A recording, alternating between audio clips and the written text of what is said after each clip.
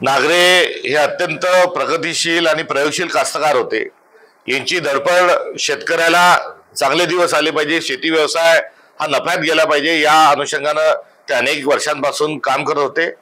मात्र दुर्दैवाने आज त्यांना या क्रूर आणि कुठलेही नियोजन नसणाऱ्या आणि शेतकऱ्यांसाठी कुठलेही विशेष पॅकेज नसणाऱ्या सरकारचा हा बळी ठरलेला आहे। वास्तविक पाहता नागरे हे अत्यंत चिकाटीबाज आणि हुशार असे कास्तकार होते। त्यांनी आत्महत्यापूर्वी निश्चित शासनाला पत्र निवेदन हे दिले असतील, मात्र कुठलीच कारवाई होत नाही। पालकमंत्री या जिल्ह्यात येत नाही, सरकार प्रतिसाद देत नाही आणि उलटपक्षी परवा आलेल्या अर्थसंकल्पातून अत्यंत निराशजनक अशा स्वरूपाचे एक शेतकरी वर्गाचे चित्र निर्माण झालंय, त्याचा हा बळी आहे। आज शेतकरी पाण्यासाठी जर आत्महत्या करत असेल तर यासारखी लाजिरवाणी बाब ही दुसरी कुठलीही नाही।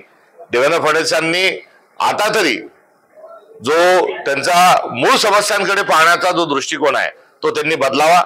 ज्या मूळ समस्या आहेत त्याला बगल देण्याकरता ते कुठे तालिबानी स्वरूपाचे वक्तव्य करतात, कुठे अजून दोन जातींना दोन धर्मांना लढवण्याचा प्रयत्न करतात। त्यामुळे मूळ विषयापासून ते पळ काढत आहेत आणि त्याचा परिणाम नागरेंसारख्या प्रगतिशील आणि चांगल्या शेतकऱ्यांना स्वतःचा जीव देऊन हे मोल चुकवावं लागत आहे।